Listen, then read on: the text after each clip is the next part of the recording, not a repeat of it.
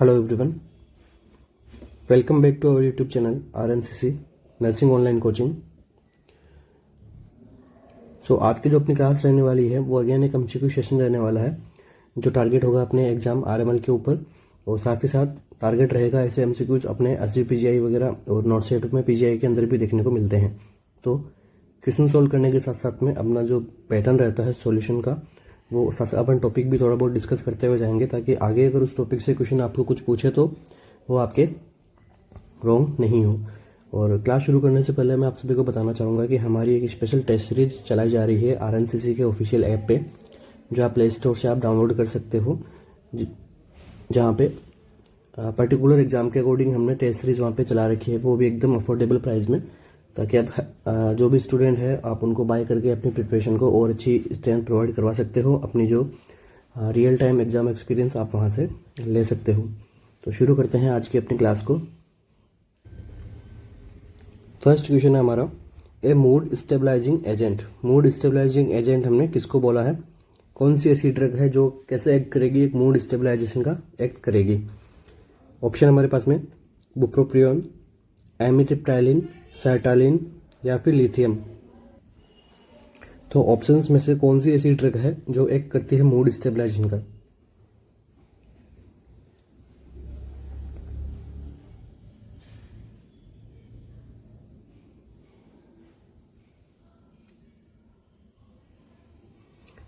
अपन answer पे बात करने से पहले अपन थोड़ा सा इस टॉपिक के ऊपर बात कर लेते हैं कि मूड स्टेबलाइजेशन का मतलब क्या होता है हमारे पास में।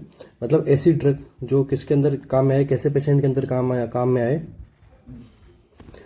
साइकोटिक पेशेंट्स के अंदर अपन इस ड्रग को काम में लेते हैं। ठीक है, अब साइकोटिक पेशेंट्स के अंदर काम में लेने वाली ड्रग की कुछ कैटेगरीज है। टोटल यहाँ पे कितनी कैटेगरीज आती है? 5 कैटेगरीज के अंदर अपन साइकोटिक एजेंट को अपन डिवाइड करते हैं। सबसे पहले इसके अंदर कौन सी आती है? Anti psychotic. एंटी साइकोटिक को अपन ने अभी प्रीवियस क्लास के अंदर अपन डिस्कस ही किया था, क्योंकि ये किस पे इफेक्ट करती है?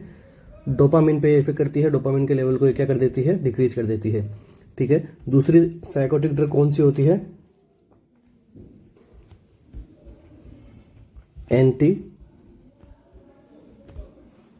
Anti depressant. थर्ड वन कौन सी होती है? Anti manic. फोर्थ वन कौन सी होती है? एंटी EPS, जो एक्स्ट्रा पेरिमिडल सिम्टम्स वगैरह निकलते हैं उसके अगेंस्ट काम करती है। एंड थर्ड वन कौन सी होती है? एंजियोलाइटिक्स।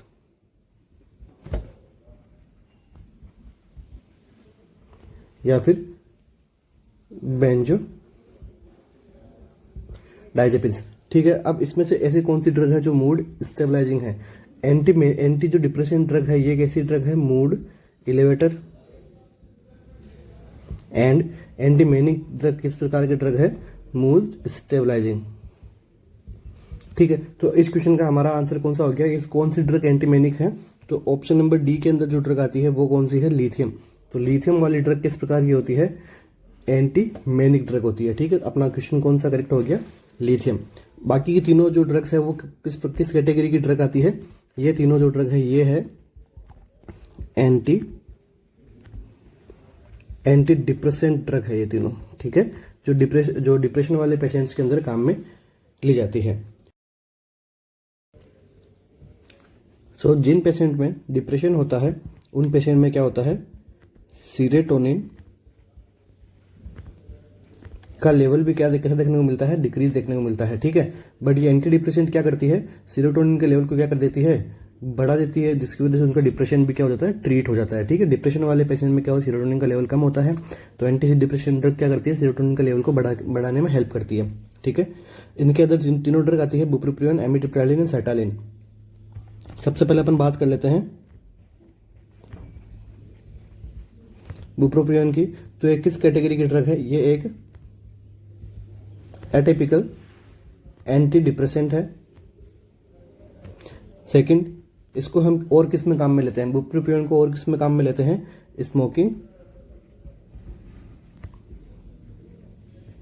स्मोकिंग सिडेशन में। ठीक है, ये क्वेश्चन पूछा हुआ है, स्मोकिंग सिडेशन में अपन कौन से एंटी डिप्रेसेंट ड्रग को काम में लेते हैं?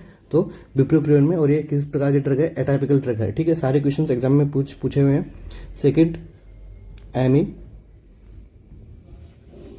ट्रिप्टाइलिन। एमिट्रिप्टाइलिन कौन सी कैटेगरी की ड्रग है? तो ये अपनी कैटेगरी है ट्राइसाइक्लिक एंटी डिप्रेसेंट ड्रग है, ठीक है। साथ साथ में और ये इसका जो वर्क है ये कैसे करती है, ये हमारे एंटी डिप्रेसेंट ड्रग है, इसके साथ में क्या करती है, फाइब्रो माइल्जिया को भी क्या करती है, ट्रीट करती है, ठीक है। फाइब्रोमाइल्जिया को भी ट्रीट करती है। सेकंड, ये अगर ये किसी पेशेंट में वॉस्कुलर हेडेक होता है, वॉस्कुलर हेडेक मीन्स क्या होता है, यहाँ पे ऑक्सीपिटल रीजन के अंदर बहुत ज़्यादा हेडेक होता है, तो उसके अंदर हम क्या कर सकते हैं, इस ड्रग को अपन दे सकते हैं, ठीक है। वॉस्कुलर हेडेक के अंदर ट्रीटमेंट में इस ड्रग को लिया जाता है। थर्ड वन कौन सी हो गई, सर्टालिन। तो सर्टालिन किस कैटेगरी की ड्रग है, यह है SSRI selective serotonin reuptake inhibitors, ठीक है। जो सीरोटोनिन के लेवल को बढ़ाने में हेल्प करती है ये रीअबिटर, ओके। तो ये तीनों ड्रग कौन सी हो गई, ये हमारी एंटी डिप्रेसेंट ड्रग हो गई। अब इसके बाद में अपन बात कर लेते हैं लिथियम के बारे में, क्योंकि लिथियम काफी इंपॉर्टेंट ड्रग है।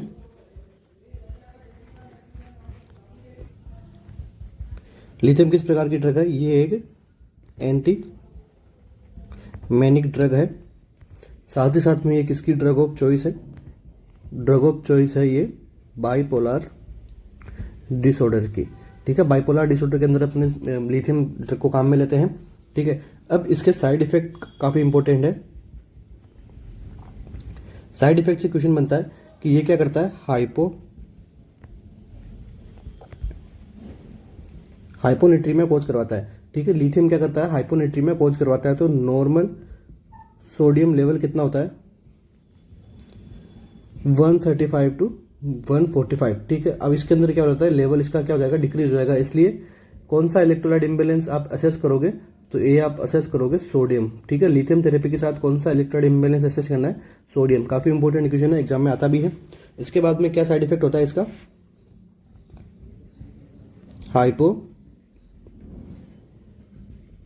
हाइपोथायरॉयडिज्म कोज करवाता है लिथियम। उसके बाद में इंक्रीज WBC, क्या बोल सकते हैं इसको हम, ल्यूकोसाइटोसिस, ठीक है। इंक्रीज WBC ल्यूकोसाइटोसिस कोज करवाता है। इसके बाद में क्या करता है, सोरियासिस की कंडीशन भी कोज करवाता है, व्हाइट स्केली लीजन्स, ठीक है। सोरियासिस क्या होता है, व्हाइट स्केली लीजन्स होते हैं स्किन के ऊपर। एक बार एग्जाम में सिंपल क्वेश्चन पूछा था, सोरियासिस क्या होता है, तो ये white scaly lesions on hands और स्किन्स, ठीक है। दूसरा यहाँ पे हैंड ट्रेमर्स भी देखने को मिलता है, हैंड ट्रेमर्स। इसके बाद में क्या देखने को मिलता है, कॉग्निशन का इम्पेयरमेंट भी देखने को मिलता है। जब लिथियम ड्रग की है वो टॉक्सिसिटी हो जाती है, मतलब तो क्या होता है, कॉग्निशन इम्पेयरमेंट भी यहाँ पे देखने को मिलता है। साथ में बॉडी वेट को यहाँ पे इंक्रीज करवाती है। बॉडी वेट कैसे, अगर हाइपोथायरॉयडिज्म हो गया तो भी बॉडी वेट हो सकता है, और लिथियम ड्रग भी बॉडी वेट करवाती है। इसके बाद में excessive urination and excessive thrust, ठीक है। ज्यादा अगर वो यूरिन आउटपुट करेगा तो उस पेशेंट को जो है वो प्यास भी ज्यादा लगेगी, पानी पीने की इच्छा उसको ज्यादा होगी, तो excessive urination and excessive thrust. So excessive urination की मदद से यहाँ पे क्या हो रहा है, यहाँ पे हो रहा है क्या, हाइपोनेट्रीमिया, ठीक है। एक्सेसिव यूरिनेशन हो जाएगा तो पानी के साथ सोडियम भी बाहर निकलेगा, ठीक है। तो यहाँ पे अब अगर आपको ध्यान रखना लिथियम टॉक्सिसिटी होती कैसे है, ठीक है। सबसे पहले अगर अपना बॉडी के अंदर हाइपोनेट्रीमिया हो गया तो ये क्या कोज करवा देगा, ये कोज कराएगा लिथियम टॉक्सिसिटी, ठीक है। आपको ध्यान में रखना है, अगर अपनी बॉडी में हाइपोनेट्रीमिया होता है तो वो कोज करवाता है लिथियम टॉक्सिसिटी, ठीक है। बट अगर लिथियम टॉक्सिसिटी हो गई है तो टॉक्सिसिटी होने के बाद में क्या देखने को मिलेगा, हाइपरनेट्रीमिया, ठीक है। दोनों एक थोड़ा क्वेश्चन थोड़ा कन्फ्यूजन करने वाले हैं, बट आपको ध्यान रखना है कि सबसे पहले अगर हाइपोनेट्रीमिया अगर अपनी बॉडी में होता है तो ये क्या होता है, इसकी वजह से क्या होती है, लिथियम टॉक्सिसिटी होती है। बट अगर जब लिथियम टॉक्सिसिटी हो गई है उसके बाद में क्या देखने को मिलता है, हाइपरनेट्रीमिया, ठीक है। इसके बाद में यहाँ पे देखो आपने वर्ड देखा ल्यूकोसाइटोसिस, ठीक है। ये क्या करता है, WBC के काउंट्स को बढ़ा देता है। तो ऐसी कौन सी ड्रग है जो डिक्रीज करती है WBC के काउंट को, तो ये ड्रग के अंदर काम में लेते हैं अब तो अपन प्रोपाइल थियोयूरेसिल, जो अपन हाइपोथायरॉयडिज्म मतलब थायरॉयडिज्म वाले केस के अंदर काम में लेते हैं PTU। एंड दूसरा जो है अपने पास में क्लोजापाइन, ठीक है। क्लोजापाइन जो कि इस प्रकार की ड्रग है, न्यूली साइकोटिक ड्रग के अंदर काम में लेते हैं अपन इसको। तो ये दोनों ड्रग क्या करवाती है, WBC के काउंट को कम करवाती है, ठीक है। तो इसको अपन ने क्या बोल दिया, ल्यूकोपनिया, ये ल्यूकोपनिया करवाती है, ठीक है। तो आपको ध्यान में रखना है, एग्जाम में क्वेश्चन पूछा हुआ है। तो according to this question mood stabilising agent कौन सा है हमारा, ये है लिथियम। ठीक है, बाकी हमने ये तीनों ड्रग्स भी पढ़ ली है, एंटी डिप्रेसेंट की कैटेगरीज भी अपने यहाँ पे सोल्व कर ली है। नेक्स्ट क्वेश्चन पे मूव करते हैं। अच्छा, एक क्वेश्चन और देख लेते हैं, नॉर्मल लिथियम लेवल।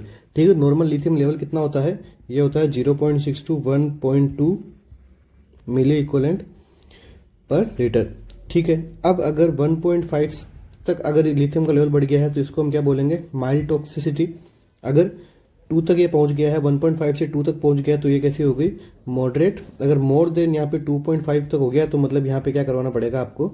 डायलिसिस की कंडीशन को कराना पड़ेगा, क्योंकि ये सीवियर कंडीशन की टॉक्सिसिटी होती है। ठीक है, तो ये भी आपको ध्यान रखना है। नेक्स्ट क्वेश्चन है हमारा, next question, the nurse is caring for an 8-year-old following a routine tonsillectomy. एक नर्स क्या कर रही है? केयर कर रही है 8-year-old बेबी की, चाइल्ड की, जिसको क्या रूटीन टॉन्सिलेक्टोमी वहाँ पे परफॉर्म की गई है। Which finding should be reported immediately. तो कौन सी फाइंडिंग हमें मिलेगी ऑप्शन के अंदर, जिसको हमें क्या करना है? रिपोर्ट करना है हेल्थ केयर प्रोवाइडर को इमीडिएटली। ठीक है, हाई प्रायोरिटी के ऊपर उस फाइंडिंग को रखना है। ऑप्शन हमारे पास में क्या है? डिक्रीज स्वेलोविंग, उस जो पर्सन की जो एबिलिटी है, लाइक जो वो क्या कर रहा है, जो स्वेलोविंग कम कर रहा है। Drooling of blood tank saliva, वो जो ब्लड टिंक की जो सलाइवा है तो उसको बाहर निकाल रहा है, ड्रूलिंग कर रहा है।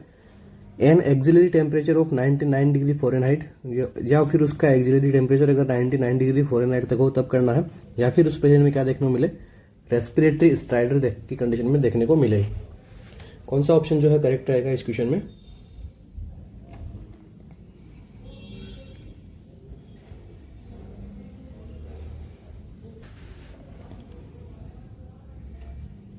कौन सी कंडीशन को रिपोर्ट करना है इमीडिएटली? क्या किया गया है? टॉन्सिलेक्टोमी परफॉर्म की गई है, टॉन्सिल को क्या कर दिया गया है? रिमूव कर दिया गया है। तो इस कंडीशन में कौन सी जो ऑप्शन हमारा करेक्ट रहेगा?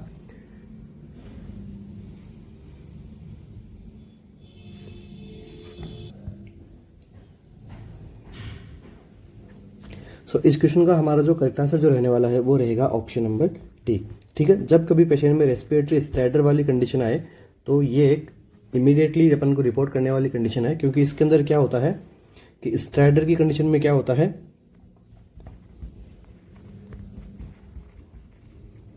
हाई पिच्ड साउंड देखने को मिलता है, जो कि किसको सजेस्ट करता है? ऑब्स्ट्रक्शन को।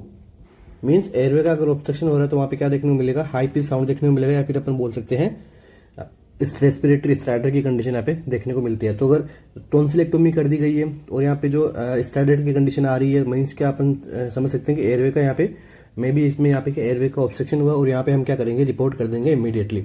अगर यहाँ पे स्वेलोविंग बढ़ती है तब रिपोर्ट करना है, डिक्रीज हो रही है तो रिपोर्ट नहीं करना है।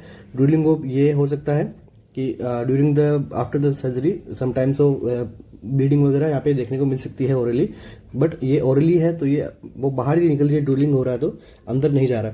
नेक्स्ट एक्सिलरी टेम्परेचर, तो ये नियर बाई हमारा नॉर्मल टेम्परेचर ही है।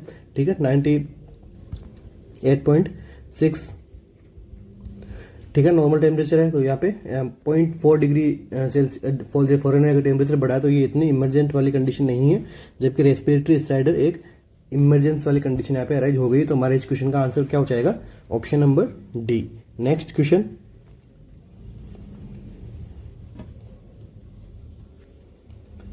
A kind of play which can be observed in toddler.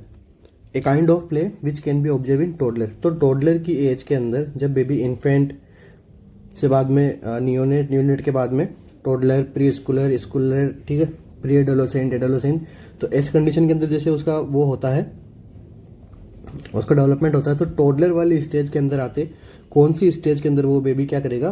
Play करेगा। ठीक है, कौन सी स्टेज में कौन सा प्ले करता है? तो इसमें हमसे क्या पूछा है? टोडलर।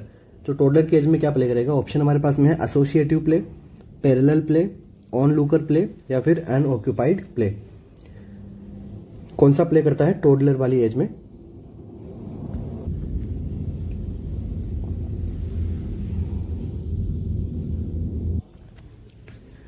सो अपन प्ले को पहले डिस्कस कर लेते हैं, फिर अपन आंसर पे चलेंगे। तो सबसे पहले अपन देखते हैं ऑन लुकर, उसके बाद में अपन देखते हैं अनऑक्यूपाइड, इसके बाद में अपन बात कर लेते हैं सोलिटरी। तो ये 3 कंडीशन के जो प्ले हैं ये किस में होते हैं, इन्फेंट्स में। इसके बाद में आता है एसोसिएटिव प्ले। ये किसके अंदर देखने को मिलता है, प्री स्कूल एज के बच्चों के अंदर। उसके बाद में होता है कोऑपरेटिव प्ले। तो ये किसमें देखने को मिलता है, स्कूल एज वाले बच्चों के अंदर। तो लास्ट हमारा कौन सा बचा, टोडलर में। तो टोडलर में कौन सा प्ले होता है, पैरेलल प्ले। मतलब मीन्स क्या हो गया, टोडलर की एज वाले बच्चे क्या करते हैं, आसपास में खेल के प्ले करते हैं, जबकि एक दूसरे के साथ में एसोसिएशन नहीं बनाते हैं, बस पास में बैठ के खेलते हैं, बट एसोसिएशन नहीं बनाते हैं। एसोसिएशन कब बनाते हैं, ये बनता है प्री स्कूलर की एज में। कोऑपरेटिव मीन्स एक दूसरे से थोड़ा कम्पिटेटिव वाली फेज के अंदर कौन खेलते हैं, स्कूल एज वाले चाइल्ड। बाकी on looker, on unoccupied and solitary play किसमें होता है, इन्फेंट्स के अंदर होता है। ठीक है, जो दूसरी चीज़ों को देख के प्ले करता है, मीन्स किसी चीज़ को देख के वो उसको एंजॉयबल फील होता है। ठीक है, अनऑक्यूपाइड एंड सॉलिटरी प्ले वगैरह। ठीक है, टॉयज वगैरह से खेलना। ठीक है, तो ये सभी प्ले किसमें देखने को मिलता है, इन्फेंट्स वगैरह के अंदर। अपन पास में अगर वो गिराते हैं तो उनको वो देख देख के वो एंजॉय ले सकते हैं। ठीक है, बाकी parallel play, associative play and cooperative play toddler, preschooler and school age वाले चाइल्ड्स में देखने को मिलता है। So according to this question हमें क्या पूछा है, टोडलर के अंदर कौन सा प्ले होता है, तो ये होता है हमारा parallel play. Okay, next question पे मूव करते हैं।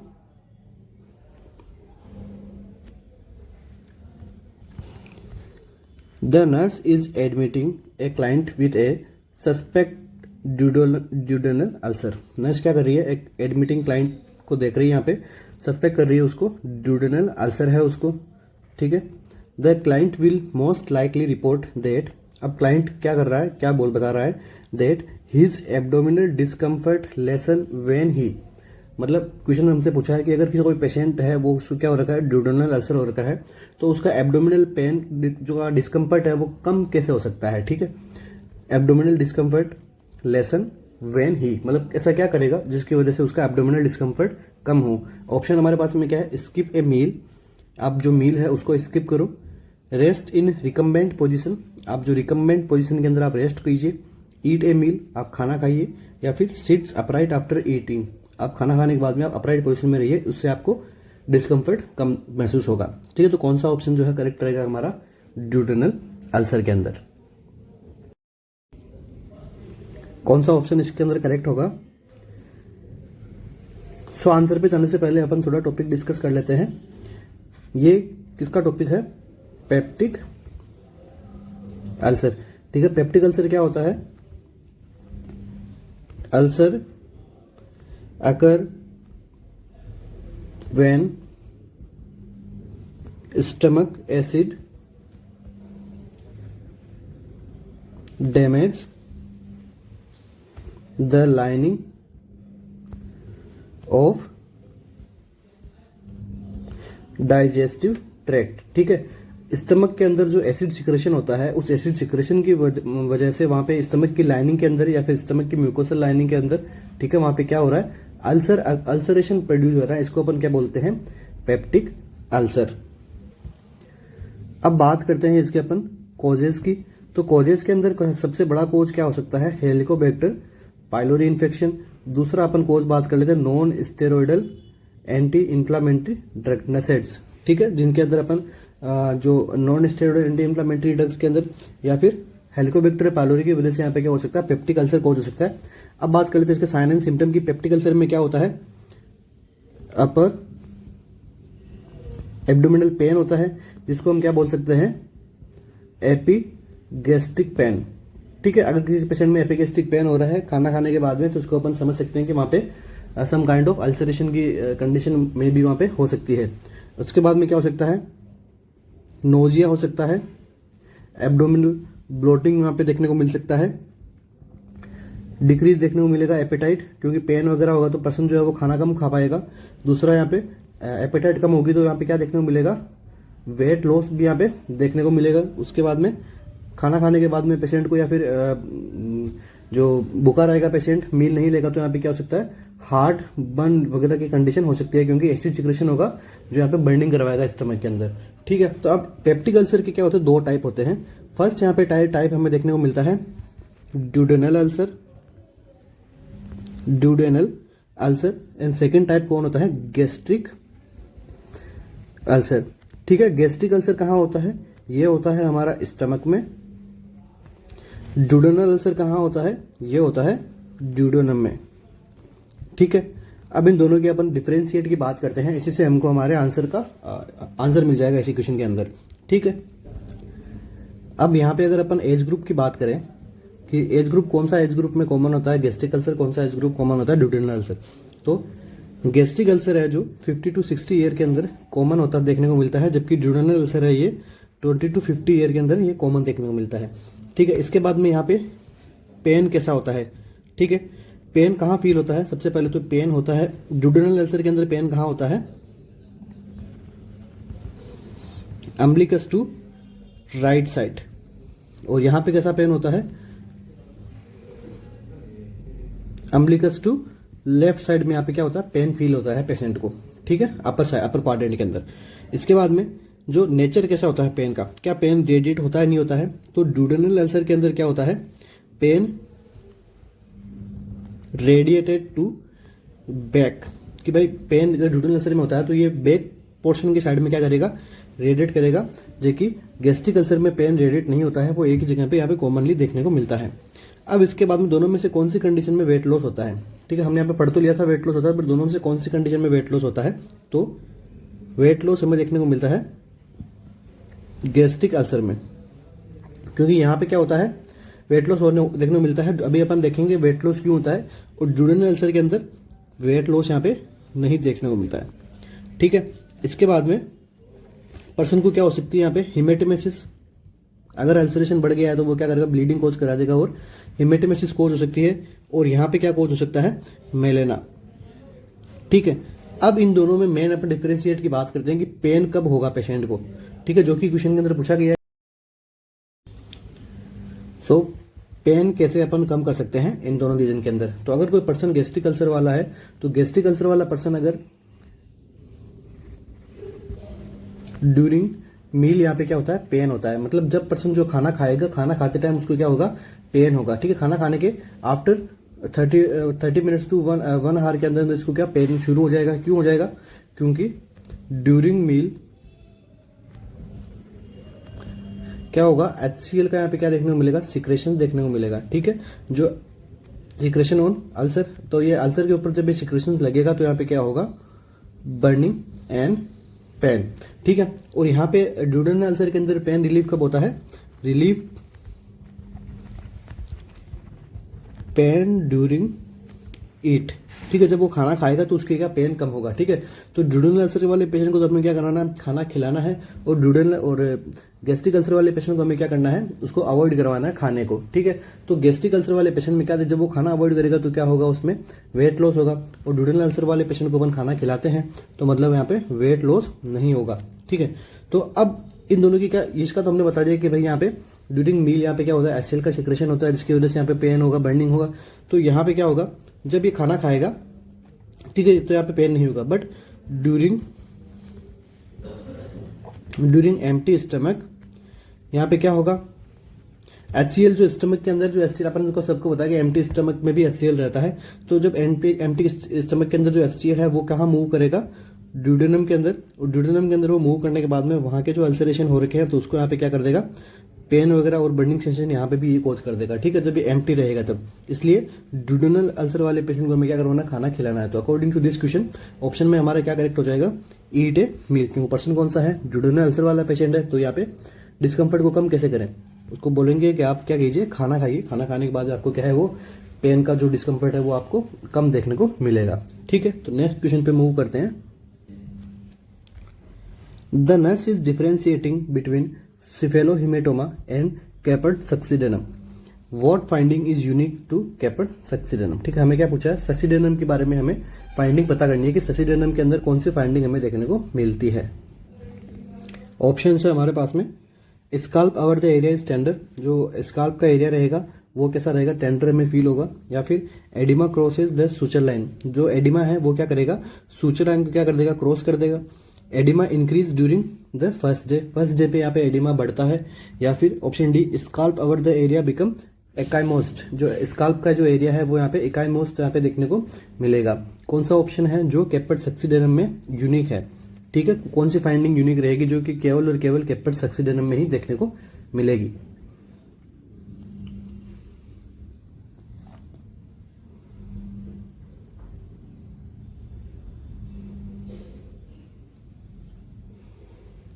देखिए, दो प्रकार की हमें टर्म यहाँ पे देखने को मिली है। सबसे पहले तो बात है केपर्ड सक्सीडेनम, एंड सेकंड वाला जो बात है वो है सिफेलोहीमेटोमा, ठीक है। तो ये दोनों कंडीशन के बारे में अपन पढ़ लेते हैं। केपर्ड सक्सीडेनम जो है जो कब देखने को मिलता है, ये बाय बर्थ देखने को मिलता है। सेकंड, इसके बारे में फ्लूइड एक्यूमुलेशन अंडर स्काल्प, यहाँ पे क्या देखने को मिलेगा, फ्लूइड का एक्यूमुलेशन होगा, ठीक है। यहाँ पे एट बर्थ प्रेजेंट रहेगा और फ्लूइड का एक्यूमुलेशन देखने को मिलता है।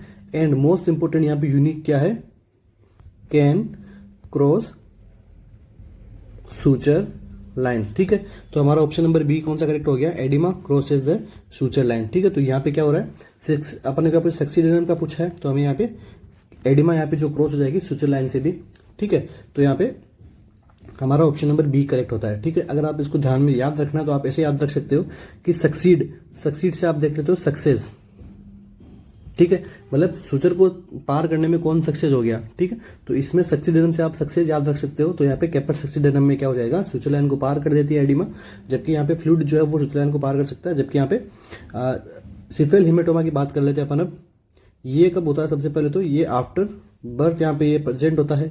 इसके बाद में यहाँ पे हिमेटोमा बन रहा है, मीन्स यहाँ पे क्या हो गया, ब्लड एक्यूमुलेशन होता है, ठीक है। ये दूसरा इंपॉर्टेंट, यहाँ पे फ्लूइड होता है और यहाँ पे ब्लड होता है। इसके बाद में most important, not cross the suture line, ठीक है। तो ये अकॉर्डिंग टू दिस क्वेश्चन हमारा आंसर कौन सा हो गया, ऑप्शन नंबर बी। सिफेल हिमेटोमा के बारे में हमने देख लिया और केपर्ड सक्सीडेनम के बारे में भी हमने देख लिया, ठीक है। नेक्स्ट क्वेश्चन पे मूव करते हैं। The nurse will evaluate for the most significant complication in patient undergone chronic peritoneal dialysis which is, मतलब आपको क्या करना है, कॉम्प्लिकेशंस का आपको पता लगाना है कि पेशेंट कहाँ है, पेरिटोनियल डायलिसिस के अंदर पेशेंट है, और यहाँ पे मोस्ट सिग्निफिकेंट कॉम्प्लिकेशंस क्या हो सकती है पेरिटोनियल डायलिसिस से, ठीक है। तो ऑप्शन हमारे पास में क्या है, पल्मोनरी एम्बोलिज्म, हाइपोटेंशन, डिसेप्निया या फिर पेरिटोनाइटिस। कौन सी कॉम्प्लिकेशन है जो हमें पेरिटोनियल डायलिसिस में देखने को मिल सकती है।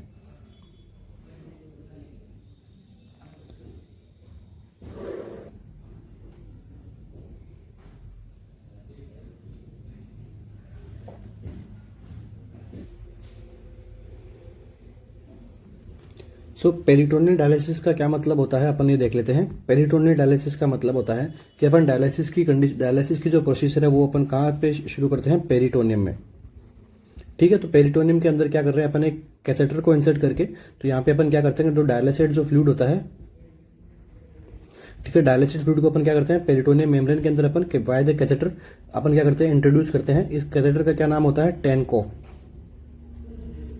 ठीक है, टेनकोफ कैथेटर, ठीक है। फिर अपन क्या करते हैं, सबसे फर्स्ट स्टेज कौन सी होती है इसमें, फिल करना, मतलब ये जो डायलिसिस का सॉल्यूशन है ये फिल कितना करते हैं, 1 to 2 लीटर का जो डायलिसिस का सॉल्यूशन है इसको अपन क्या करते हैं, पेरिटोनियम कैविटी में फिल करते हैं। फिल करने के बाद में इसको अपन क्या रखते हैं, ड्वेल रखते हैं। ड्वेल मतलब इस फ्लूइड को पेरिटोनियम कैविटी के अंदर होल्ड करके रखना, ठीक है। ये होता है 4 to 6 hour, but minimum dwelling time कितना होना चाहिए, मिनिमम जो है 20 मिनट्स का तो होना ही होना चाहिए। इसके बाद में अपना जो थर्ड वन रहता है वो क्या रहता है, ड्रेन। तो ड्रेन भी अपन कितना करते हैं, 1 to 2 लीटर का अपन जो है वो वापस अपन ड्रेन निकालते हैं, ठीक है। और इसको, ये जो 3 स्टेप होती है किसमें होती है, पेरिटोनियल डायलिसिस के अंदर, ठीक है। एक कैथेटर की मदद से हमने क्या किया, यहाँ पे वाया द ग्रेविटी, कैथेटर के अंदर फ्लूइड यहाँ पे जाता है कैसे, ग्रेविटी की मदद से, ठीक है। तो टाइम के अकॉर्डिंग ये फ्लूइड जो है वो पेरिटोनियल कैविटी में जाता है। वहाँ पे जो नाइट्रोजिनस वेस्ट प्रोडक्ट है, ठीक है, नाइट्रोजिनस वेस्ट प्रोडक्ट अपनी बॉडी के अंदर जो भी बना है जिसको किडनी रिमूव करती है, तो वो यहाँ पे पेरिटोनियम कैविटी में भी अपन उस वहाँ से भी अपन रिमूव कर सकते हैं। इसको हम क्या बोलते हैं, पेरिटोनियल डायलिसिस। अब इसके अंदर जो फ्लूइड रहता है उससे इंपॉर्टेंट क्वेश्चन आता है, फ्लूइड कैसा होना चाहिए, फ्लूइड जो है वो वार्म होना चाहिए। अगर यहाँ पे फ्लूइड वार्म नहीं होगा तो क्या होगा, वार्म नहीं होगा तो क्या हो जाएगा, और वार्म होगा तो क्या होगा। अगर फ्लूइड वार्म हो गया तो हमें क्या देखने को मिलेगा, वेजो डायलेशन। ठीक है, अगर यहाँ पे फ्लूइड वार्म होगा तो वेजो डायलेशन मिलेगा, कोल्ड होगा तो वेजो कॉन्स्ट्रिक्शन में हो जाएगा। तो अगर डायलेशन होगा तो यहाँ पे क्या होगा, पेरिटोनियम कैविटी में क्या हो जाएगा, ब्लड का जो फ्लो है वो इंक्रीज देखने को मिलेगा। तो इंक्रीज देखने को मिलेगा तो हमारा पेरिटोनियल डायलिसिस कैसा हो जाएगा, इफेक्टिव हो जाएगा। मीन्स जो हम चाहते हैं वैसा रिजल्ट हमें देखने को मिल सकता है। ठीक है, तो यहाँ पे कैसा फ्लूइड देखने को कैसा मिले, वार्म देखने को मिलता है। ठीक है, तो अब हमसे क्वेश्चन पूछा है कि पेरिटोनियल डायलिसिस अपन जब करते हैं तो इसमें कौन सी प्रकार की कॉम्प्लिकेशन होती है। तो पेरिटोनियल डायलिसिस में कॉम्प्लिकेशन होती है वो है ऑप्शन नंबर डी। यहाँ पे क्या हो सकता है, peritonitis is the most common complication and most common contraindication. तो अगर आपसे पूछ ले कॉम्प्लिकेशन क्या है तो पेरिटोनाइटिस, अगर आपको पूछ ले पेरिटोनियल डायलिसिस का कॉन्ट्राइंडिकेशन क्या है तो भी कौन सा हो जाएगा, पेरिटोनाइटिस। अगर किसी पेशेंट में पेरिटोनाइटिस है तो वहां पे अपन पेरिटोनियल डायलिसिस हम नहीं करते हैं।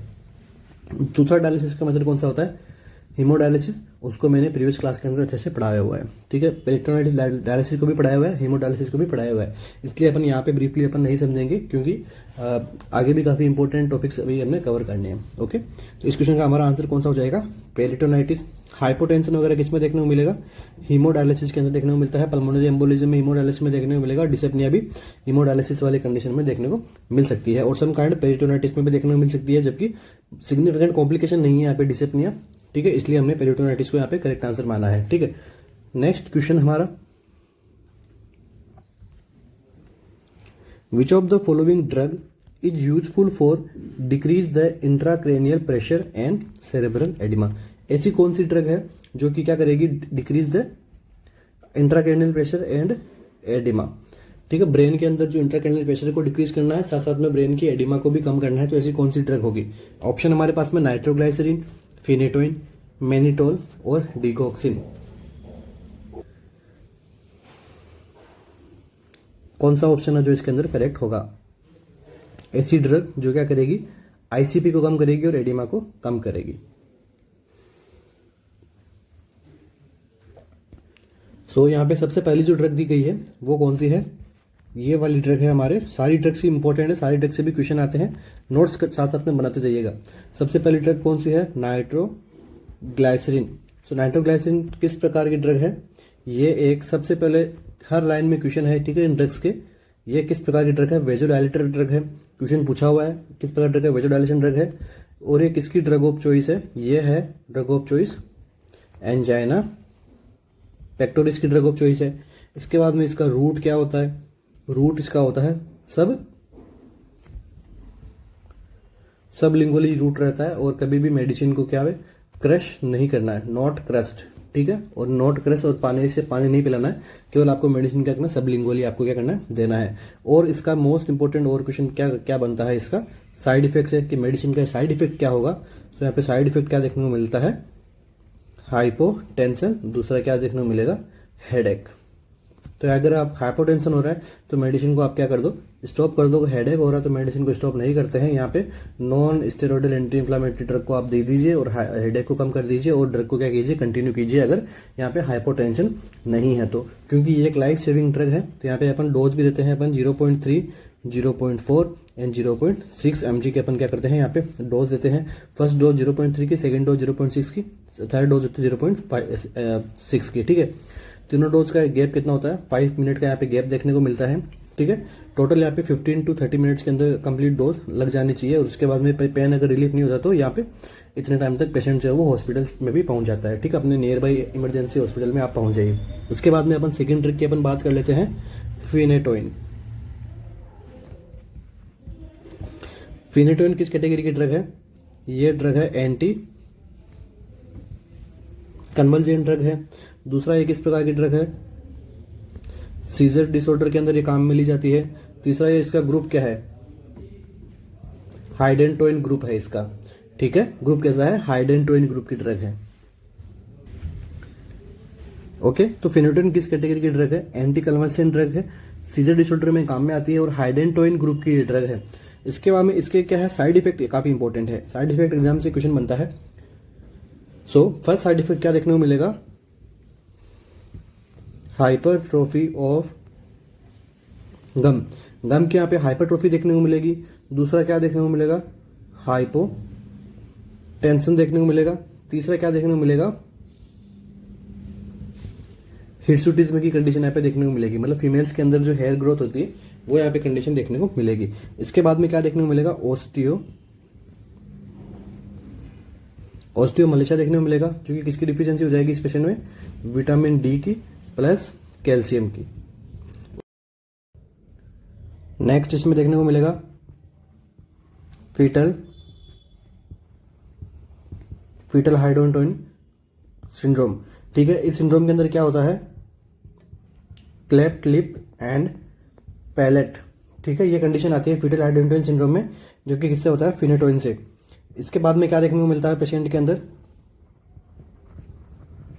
Megaloblastic anaemia. ये किससे होता है, फोलिक एसिड की डिफिशियंसी की वजह से। उसके बाद में लिम्फेडिनोपैथी देखने को मिलती है। नेक्स्ट हाइपरग्लाइसीमिया प्लस विटामिन के डिफिशियंसी, एटेक्सिया। ठीक है, ऐसे खूब सारे साइन सिम्टम देखने को मिलते हैं हमें फिनेटोइन ड्रग से। ठीक है, साइन सिम्टम काफी इंपॉर्टेंट है, एग्जाम में पूछे जाते हैं। अब इसके बाद में हमारे पास में लास्ट वन ड्रग कौन सी आती है, इसके बाद में आती है मैनिटोल। मैनिटोल से पहले बात कर लेते हैं अपन डिगॉक्सिन की। ठीक है, ये कैसी है, पॉजिटिव आइनोट्रोप, नेगेटिव ड्रोमोट्रोप। पॉजिटिव आइनोट्रोप क्या करेगी, इंक्रीज कॉन्ट्रैक्शन को तो बढ़ाती है, बड़ी क्या करती है, हार्ट रेट को डिक्रीज करती है। ठीक है, ये ड्रग किसमें काम आती है, कंजेस्टिव हार्ट फेलियर वाले पेशेंट के अंदर ये किस प्रकार की ड्रग है, ड्रग ऑफ चॉइस होती है। इसके बाद में हमारा इसके क्वेश्चन क्या कहता है, डिक्रीज द इंट्राक्रेनियल प्रेशर। ऐसी ड्रग जो इंट्राक्रेनियल प्रेशर को कम करेगी तो वो कौन सी ड्रग होती है, हमारी मैनिटोल। मैनिटोल जो ड्रग है वो क्या करती है, इंट्राक्रेनियल प्रेशर को डिक्रीज करती है। अब मैनिटोल के बारे में कुछ लाइन पढ़ लेते हैं अपन। ये किस प्रकार की ड्रग है, ऑस्मोटिक डायूरेटिक ड्रग है। सबसे पहले तो इसके लिए ऑस्मोटिक डायूरेटिक है, मतलब ये क्या करेगी, यूरिन आउटपुट बढ़ाएगी। इसलिए नर्स का क्या रोल है, इनपुट आउटपुट चार्ट को क्या करेगी, मेंटेन करेगी, रिकॉर्ड करेगी। ठीक है, इसके बाद में क्या है, ये सॉल्यूशन कैसा आता है मैनिटोल का, ये सॉल्यूशन आता है हाइपरटोनिक। यहाँ पे कैसा सॉल्यूशन होता है, हाइपरटोनिक सॉल्यूशन होता है। ठीक है, हमेशा ये किसी फॉर्म में आती है, इंजेक्टेबल फॉर्म के अंदर ये हमें देखने को मिलता है। नॉर्मल आईसीपी कितना होता है, 5 to 15 mm ऑफ हजी। अगर मोर देन यहाँ पे 18 to 20 हो गया तो मतलब ये क्या कर देगा, सेरेब्रल एडिमा और जो आईसीपी है वो बढ़ जाएगा। ठीक है, तो ये हो गया हमारा मैनिटोल। इस क्वेश्चन का आंसर क्या हो गया हमारा, मैनिटोल। और बाकी हमने नाइट्रोग्लाइसरीन, फेनिटोल एंड डिगोक्सिन के बारे में भी जो क्वेश्चन एग्जाम में पूछे जा चुके हैं वो हमने पढ़े हैं। नेक्स्ट क्वेश्चन पे मूव करते हैं। A patient about to undergo abdominal inspection is best place in which of the following position. काफी सिंपल क्वेश्चन है, आपको क्या पूछा है, एब्डोमिनल इंस्पेक्शन करना है एक पेशेंट का, तो कौन सी पोजीशन बेस्ट रहेगी। ऑप्शन हमारे पास में प्रोन, टेंडरलनबर्ग, सुपाइन या फिर साइड लाइन। तो एब्डोमिनल इंस्पेक्शन कहाँ से होता है, एंटीरियर साइड से होता है, तो हमें कौन सी पोजीशन देनी होगी, पेशेंट को सुपाइन पोजीशन में हमें ये जो है वो परफॉर्म करना होगा। प्रोन अपर किस में देंगे, क्लेफ्ट लिप सर्जरी के अपन क्या करेंगे, प्रोन प्लस साइड। ठीक है, किसी भी एक साइड के अंदर पेशेंट का मुंह रखेंगे और प्रोन पोजीशन देंगे उसको। ठीक है, उसके बाद के अंदर अपन न्यूरल ट्यूब डिफेक्ट वाले पेशेंट का अपन अंदर क्या देंगे, प्रोन पोजीशन देंगे। इसके अंदर क्या होता है, मेनिंगोमाइलोसिन एंड माइलोमेनिंजियोसील। इसके अंदर दो कंडीशंस आती है, स्पाइना बाइफिडा जिसके अंदर हमें टफ ऑफ हेयर्स देखने को मिलता है। इसके बाद टेंडर लंबर पोजीशन अपन किस में देते हैं, शॉक वाले पेशेंट के अंदर अपन टेंडर लंबर पोजीशन देते हैं। इसके बाद साइड लाइन किस में देंगे, ऐसे पेशेंट में जो कैसे हो, अनकॉन्शियस हो और जिनके अंदर एस्पिरेशन होने की संभावना हो। सीजर वाले केस के अंदर अपन क्या करेंगे, साइड लाइन पोजीशन अपन देते हैं पेशेंट को। Next question, which of the following nursing intervention is essential for client with exophthalmos. एक पेशेंट है जिसके एक्सोप्थेलेमस की कंडीशन हो गई है। एक्सोप्थेलेमस क्या होता है, आई प्रोट्रूडिंग। ठीक है, ऐसे पर्सन जिसके अंदर आई का प्रोट्रूजन होना वो कंडीशन कहलाती है एक्सोप्थेलेमस। तो ऐसे में क्या नर्सिंग इंटरवेंशन होगा, ऑप्शन है हमारे पास में क्या है, administer artificial tears, encourage the client to wear spectacle, promote bed rest या फिर मॉनिटर पल्स एवरी 4 आवरली। ठीक है, क्या रहेगा अपने ऐसे क्वेश्चन के अंदर इंटरवेंशन क्या रहेगा। तो अपन बात कर लेते हैं एक्सोप्थेलेमस की। तो एक्सोप्थेलेमस के अंदर क्या होता है, आई के बिहाइंड क्या हो जाता है, फैट का एक्यूमुलेशन होने की वजह से यहाँ पे क्या एक्सोथैलेमस भी देखने को मिलता है, ठीक है। और साथ साथ में ये किसके अंदर देखने को मिलता है, ये प्रॉब्लम किस में देखने को मिलती है, हाइपरथायरॉयडिज्म के अंदर। हाइपरथायरॉयडिज्म किसकी डिसऑर्डर है, ये अपने लास्ट प्रीवियस क्लास के अंदर हमने पढ़ा था हाइपोथायरॉयडिज्म, अभी अपन देख लेते हैं हाइपरथायरॉयडिज्म। तो ये किसके अंदर आता है, जिसके अंदर T3 T4 का लेवल क्या होता है, बढ़ जाता है। ये दोनों किस प्रकार के हार्मोन हैं, अपने पढ़ा ही था लास्ट क्लास के अंदर, मेटाबॉलिक हार्मोन है। तो ये मेटाबॉलिज्म जब पेशेंट के अंदर बढ़ जाता है तो क्या होता है, सबसे पहले तो क्या होगा, डायरिया होगा। नेक्स्ट पेशेंट के अंदर वेट लॉस देखने को मिलेगा, इंक्रीज एपेटाइट देखने को मिलेगी, ठीक है। और दूसरा इसके बाद में क्या हो जाएगा, पेशेंट के अंदर स्वेटिंग देखने को मिलेगी, पाल्पिटेशन देखने को मिलेगा। ये सभी हाइपर मेटाबॉलिज्म होने की वजह से देखने को मिला है, ठीक है। और जो हीट इंटॉलरेंस, उसके अंदर क्या था, कोल्ड इंटॉलरेंस, इसके अंदर क्या हो जाएगा, हीट इंटॉलरेंस। नेक्स्ट पेशेंट के अंदर टेकिकार्डिया देखने को मिलेगा, इंक्रीज रेस्पिरेटरी रेट देखने को मिलेगी, ट्रेमर्स भी देखने को मिलता है पेशेंट के अंदर, ठीक है। तो ये सारी चीजें किसके अंदर देखने को मिलेगी, हाइपरथायरॉयडिज्म के अंदर। तो नेक्स्ट क्या देखने को मिलेगा, एक्सोथैलेमस भी कंडीशन इसके अंदर देखने को मिलती है, ओके। तो अब क्या हुआ, पर्सन को क्या हो गया, एक्सोथैलेमस हो गया, तो अभी क्या नर्स का क्या रोल रहेगा। तो हमारा ऑप्शन नंबर ए यहाँ पे क्या हो जाएगा, करेक्ट हो जाएगा। क्या करेगा, एडमिनिस्टर आर्टिफिशियल टीयर, क्योंकि हो सकता है उसकी जो आई लिड्स है वो प्रॉपर तरीके से यहाँ पे बंद नहीं हो, आई प्रोट्रूड हो गई है, तो हो सकता है वो प्रॉपर तरीके से बंद नहीं, तो हमें क्या करना, आर्टिफिशियल टीयर को हमें यहाँ पे यूज करना है, ठीक है। स्पेक्टर लगा दोगे, बट आई की जो ड्राइनेस है उसको अपन कैसे ठीक करेंगे, बेड रेस्ट भी करवा देंगे इनसे। आई के लिए अपन क्या कर रहे हैं, आई के लिए बेस्ट ऑप्शन कौन सा रहेगा, आर्टिफिशियल टीयर को आप यूज में करना है, ठीक है। नेक्स्ट क्वेश्चन हमारा, 1 ml of injection Pitocin content, जो इंजेक्शन पिटोसिन है उसका 1 ml में कितना इंजेक्शन पिटोसिन रहता है, ठीक है। 5 mg, 50 mg, 5 इंटरनेशनल यूनिट या फिर 5 mm। तो इस क्वेश्चन के अंदर कौन क्या रहेगा अपना करेक्ट आंसर। पिटोसिन हम किसको कहते हैं, पिटोसिन अपन कहते हैं ऑक्सीटोसिन को, ठीक है। ऑक्सीटोसिन का दूसरा नाम क्या है, पिटोसिन। जो ऑक्सीटोसिन क्या काम करता है, ऑक्सीटोसिन हार्मोन है, ये सीक्रेट कहां से होता है, सबसे पहला तो क्वेश्चन बनता है कि ये सीक्रेट कहां से होता है, तो ये सीक्रेट होता है हाइपोथैलेमस में सीक्रेट होता है। एंड जो पिट्यूटरी ग्लैंड है,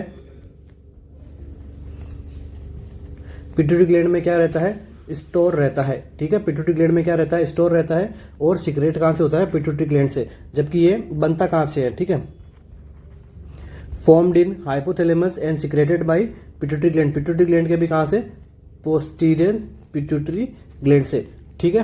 ऑक्सीटोसिन हार्मोन कहां से सीक्रेट होता है, पोस्टीरियर पिट्यूटरी ग्लैंड से।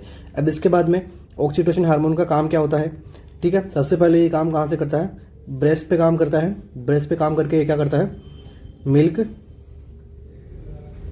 इजाकुलेशन करवाता है। दूसरा ये काम कहाँ करता है, यूट्रस के अंदर।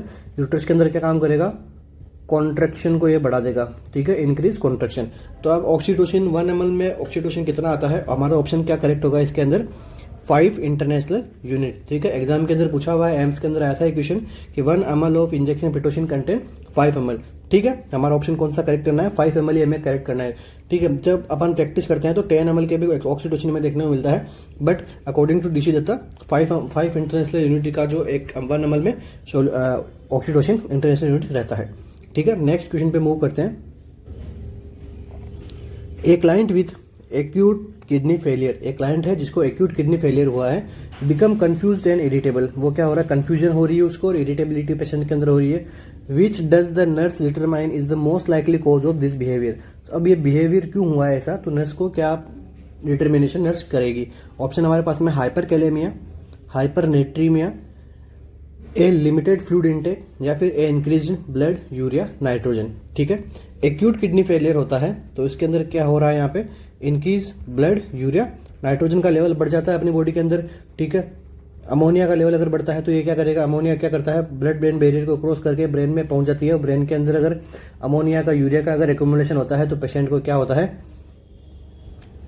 कंफ्यूजन होता है, इरिटेबिलिटी होती है, ठीक है। ये सब सिम्टम आते हैं, ठीक है। तो हमारा ऑप्शन कौन सा करेक्ट होगा इसके अंदर, D, A increase in blood urea nitrogen level, जो कि क्या अगर एक्सेसिव अमाउंट के अंदर बढ़ जाएगा तो ये ब्लड ब्रेन बैरियर को भी क्रॉस कर सकता है और ये अपन ब्रेन को इफेक्ट डाल सकता है, ठीक है। एक्यूट किडनी फेलियर किस प्रकार की है, ये एक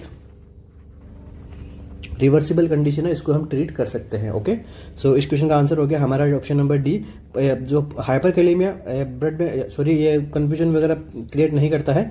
दूसरा हाइपरनेट्रीमिया भी नहीं करता। अगर हाइपोनेट्रीमिया होता तो जो सोडियम है वो डायरेक्ट ब्रेन पे इफेक्ट डालता है, ठीक है। तो यहाँ पे अगर हाइपरनेट्रीमिया तो हाइपो है नहीं, तो ये भी नहीं डालेगा। ए लिमिटेड फूड इंटेक, जी हाँ, लिमिटेड फूड इंटेक हमें करवाना है क्योंकि यहाँ पे किडनी फेलियर हुआ है, बट ये भी अपना जो है कंफ्यूजन इरिटेबिलिटी कोज नहीं करता है। अपना ऑप्शन नंबर कौन सा करेक्ट हो जाएगा? डी। ओके, इसी के साथ ही आज की अपनी क्लास को कंप्लीट करते हैं। आशा करता हूँ कि आपको क्लास अच्छी लगी हो, और क्लास से रिगार्डिंग कुछ डाउट्स वगैरह हो तो आप कमेंट बॉक्स में जरूर कमेंट कीजिए, वहाँ पे हम उसका आंसर करेंगे। और खत्म करने से पहले, बंद करने से पहले वीडियो को आपको मैं बताना चाहूँगा कि हमारी टेस्ट सीरीज चलाई जा रही है आरएमएल के अकॉर्डिंग। जो एग्जाम आ रहा है आरएमएल सीएचओ, स्टेट सीएचओ के एग्जाम के लिए, एसटीपीजीआई के लिए, तो जो कि एकदम अकॉर्डिंग टू एग्जाम सिलेबस हमने बनाई हुई है और काफ़ी अफोर्डेबल प्राइस के अंदर है। तो आप उन्हें भी आप बाय करके अपने प्रिपरेशन को और अच्छी बना सकते हो। ओके, तो wish you all the best. Thank you so much.